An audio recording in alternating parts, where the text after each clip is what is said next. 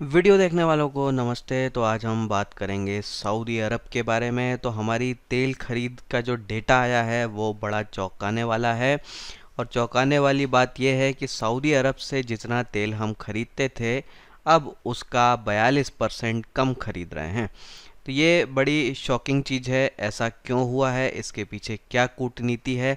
और ये काम जो है 42% का इंस्टेंटली नहीं हुआ, ये धीरे धीरे जो है लगातार कम किया जा रहा है। तो इसके पीछे के रीज़न को हम समझेंगे। तो खबर यही है कि अब जो है अमेरिका हमारा दूसरा सबसे बड़ा तेल सप्लायर हो गया है और सऊदी अरब जो है अब चौथे नंबर पर आ गया है। तो ये क्यों हुआ है? तो अभी की स्थिति ये है कि पहले जो है हमारे टॉप के 3 ऑयल सप्लायर जो होते थे वो होता था पहले नंबर पे इराक, दूसरे नंबर पे सऊदी अरब होता था, तीसरे नंबर पे यूएई होता था। अब जो स्थिति है अब ये है कि पहले नंबर पे इराक तो बना हुआ है, लेकिन दूसरे नंबर पे आ गया है अमेरिका और तीसरे नंबर पे आ गया है नाइजीरिया। तो सऊदी अरब जो है अब खिसक के चौथे पे पहुंच गया है और यूएई जो है उसके भी नीचे पहुंच गया है। तो ये बड़ा सा चेंज जो है यहाँ पे हुआ है। तो हमारे ऑयल सप्लायर जो है अब बड़े ड्रास्टिकली जो है चेंज हुए हैं। तो जितना हमने कट किया है सऊदी अरब का उतना हमने बढ़ा दिया है यूएस का, नाइजीरिया का, और उस हिसाब से जो है वो ऊपर आ गए हैं। अब ऑयल के पीछे की कूटनीति भी हमको समझने की ज़रूरत है। तो हम जो है दुनिया के दूसरे सबसे बड़े तेल खरीदने वाले देश हैं।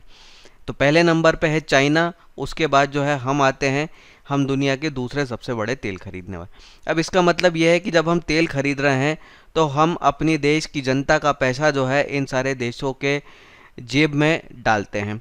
अब हम जब पैसा डाल रहे हैं इनकी जेब में तो कुछ फेवर जो है हमें भी वापस मिलने चाहिए, जो अब तक हमें नहीं मिलते थे और ना ही हम उसको लेने की कोशिश करते थे। पर अब सरकार बदलने के बाद जो है चीज़ें बदल गई हैं। तो मनमोहन सिंह की गवर्नमेंट तक जो है चीज़ें वैसी ही थी कि जिससे मन हुआ ले लिया, बदले में कुछ मिले चाहे ना मिले, वो सब चीज़ का ध्यान नहीं रखा जाता था। पर अब इस चीज़ का जो है सीरियसली ध्यान रखा जाता है।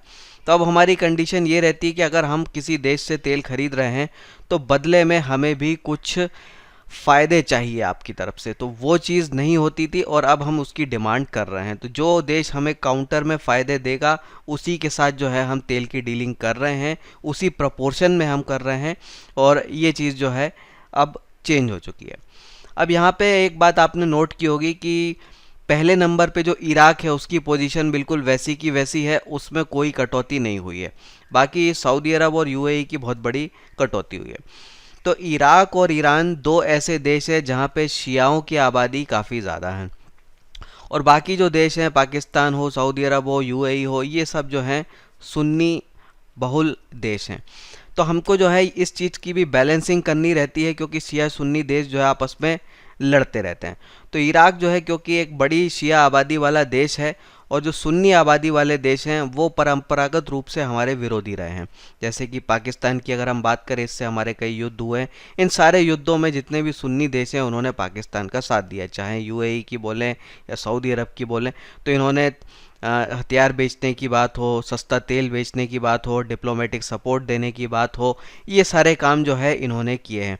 लेकिन इराक का केस अलग है क्योंकि जब हमने परमाणु परीक्षण किए थे तो इराक ने हमारा साथ दिया था और किसी देश ने नहीं दिया था।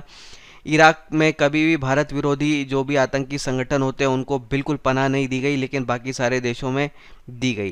तो इराक जो है हमारा ट्रेडिशनल जो है सपोर्टर रहा है और आगे भी हमको उससे बेनिफिट लेने हैं, इसलिए इराक की चीज़ में कोई गड़बड़ नहीं हुई है।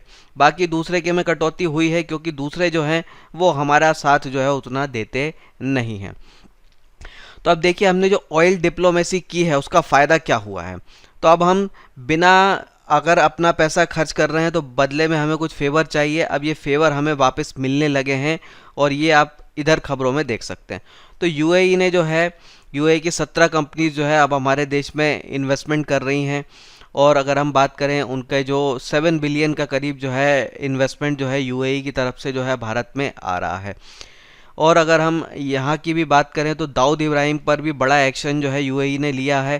क्यों लिया? यहाँ पे भी जो है 15,000 करोड़ रुपए के जो एसेट हैं वो जो है जब्त कर लिए हैं यूएई की सरकार ने।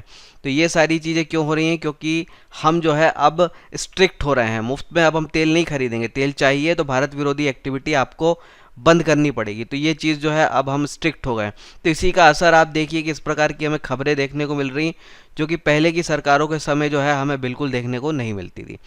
वैसे ही अगर हम देखें तो यूएई जो है अब आतंकियों को पकड़ के, जो भारत विरोधी है उनको पकड़ के जो है हमें हैंड ओवर भी कर देता है, जो कि पहले कभी नहीं होता था। तो ये भी एक बहुत बड़ी पॉजिटिव बात है। साथ में अगर हम देखें तो सऊदी अरब भी जो है भारत में अब बड़ा इन्वेस्टमेंट करने लगा है, पैसा लगाने लगा है। तो ये भी एक बहुत बड़ी बात है। अब व्यापार जो है हमेशा बैलेंस होना चाहिए कि अगर हम आपके देश से कुछ खरीद रहे हैं तो आप भी हमारे देश से कुछ खरीदें, तो तभी जो है व्यापार बैलेंस होता है। तो उससे पहले तक, पिछली सरकार तक ये डिसबैलेंस था। हम सऊदी अरब से तेल खरीद रहे हैं पर सऊदी अरब यहाँ कुछ नहीं कर रहा था।